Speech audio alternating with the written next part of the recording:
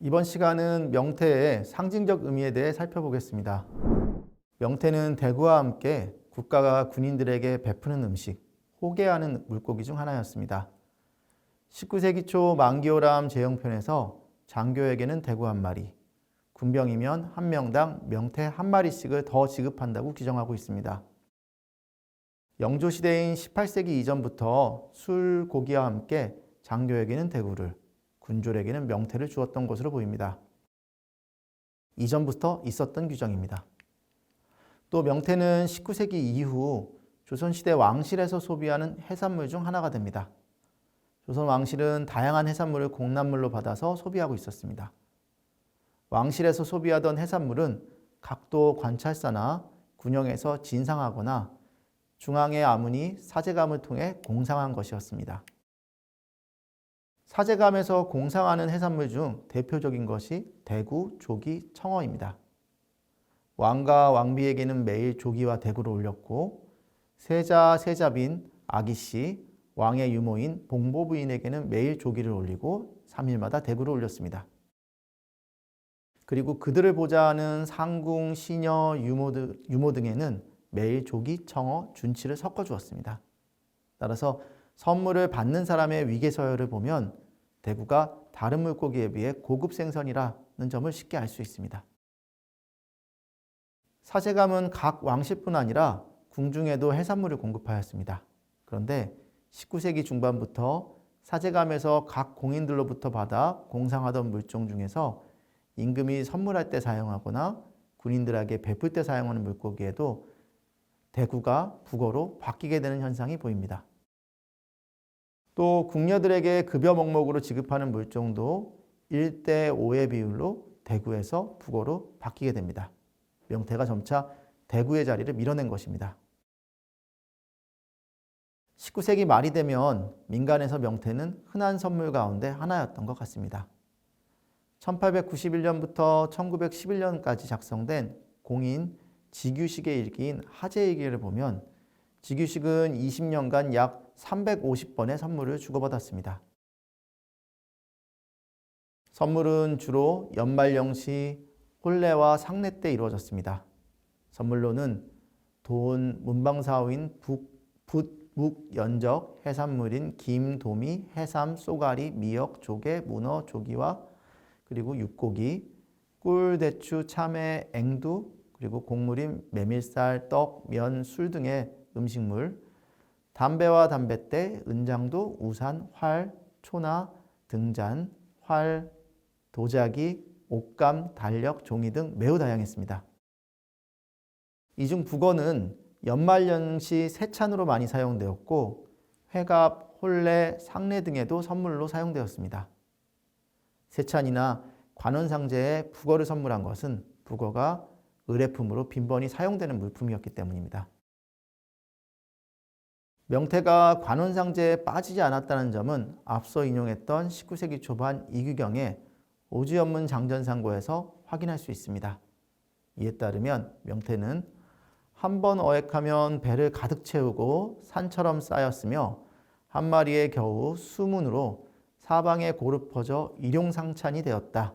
그래서 평민은 이를 포로 만들어 신에게 제사하고 빈약한 유생집안이라도 상이나 제기를 채우기 때문에 명태는 값싸지만 귀하게 사용되는 물건이었다라고 합니다. 누구나 귀한 자리에서 사용할 수 있는 사물이었다라는 의미가 되겠습니다. 비슷한 시기를 살았던 성해용은 그가 쓴 북쪽 바다에 대한 기록에서 이러한 상황을 좀 더 자세히 묘사하였습니다. 깊은 산속 험한 골짜기나 궁벽하고 후미진 시골이라도 손님을 대접하거나 조상에게 제사를 지낼 때 꼭 명태를 쓴다. 시원하게 뚫린 큰 도로나 울타리가 빽빽한 골목일지라도 술안주나 반찬으로 꼭 명태를 마련해준다. 시골과 서울, 빈부와 귀천 등에 관계없이 명태를 쓰지 않는 곳이 없다고 기술하였습니다. 이러한 이야기는 조선 말기 어업을 조사한 19세기 말 일본인 보고서에서도 자주 등장합니다. 명태어업을 설명하며 명태어업이 성행한 이유로 국내 도처에서 소비되지 않는 곳이 없고 특히 관원상제에 빠지지 않는 것이므로 그 판로의 광대함이 조선 수산물 중 피척할 만한 것이 없었다라고 했습니다. 아무리 잡아도 판로가 넓다는 것이 바로 명태어업이 성행한 이유라는 것입니다. 명태는 관원상제와 같은 유교적 제사뿐 아니라 민간신앙과 관련한 고사에도 널리 사용되는 제물이었습니다.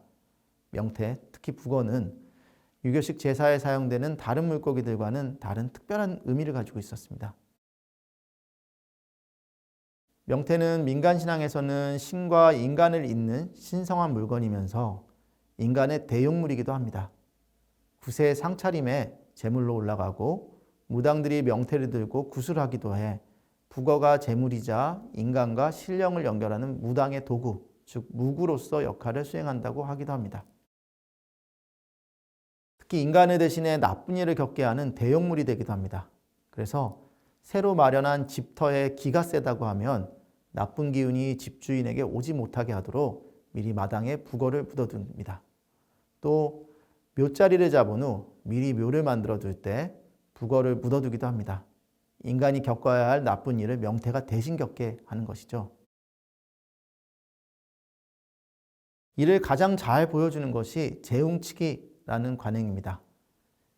정초에 점을 봐서 그의 죽을 운이 있는 사람을 위한 액마기로 집으로 허수아비를 만들고 그 사람이 죽었을 때처럼 묻고 그것에 성명, 생일, 주소를 써서 밖에다 빌면서 태우는 것을 말합니다.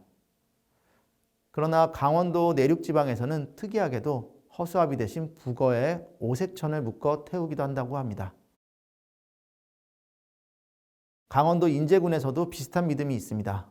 점을 쳐서 좋지 않으면 계란, 동태 등과 당사자의 손톱, 발톱을 깎아 속옷에 싸고 종이에 그 사람의 이름을 써서 함께 넣어 사람이 많이 다니는 사거리에 묻어둔다는 것입니다.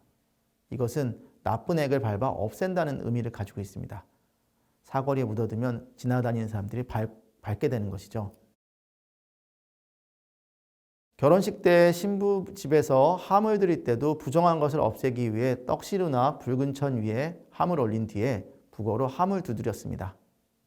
또 나쁜 눈이 많은 사람은 자기가 입던 적사못에 마른 명태 한 마리와 달걀 한 개를 싸서 내거리 길에 버렸습니다.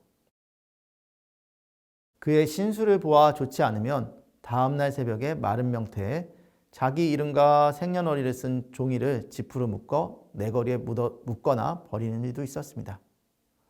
또 강원도에서 나무를 벌채할 때 위령제 가정 중에서 위령제는 영을 달래는 일을 말하죠. 소지매기라는 관행도 있습니다. 벌채를 하는 나무가 쓰러질 때 옆나무가 해가 되는 것을 방지하기 위한 것으로 옆나무에 흰 실타래나 한지로 북어를 매다는 것입니다. 이 모두 앞으로 닥쳐올지 모르는 재해를 북어가 대신 받음으로써 인간의 위기를 사전에 면하게 하려는 것이죠. 집에 대들보를 올릴 때 상냥식을 하며 북어를 사용하게 되는데 고사를 지낸 뒤 북어를 대들보에 실타래로 묶어 함께 올립니다. 또 가장 최근까지 그리고 지금도 도시에서도 종종 하는 것은 자동차를 새로 구입한 뒤에 북어로 고사를 올린 뒤 뒷트렁크 등에 북어를 묶어두는 일입니다. 자동차 고사에서 차 앞에 재물을 진설하거나 북어, 소금, 팥 등으로 자동차 차체를 두드려 나쁜 기운을 대신 받게 합니다.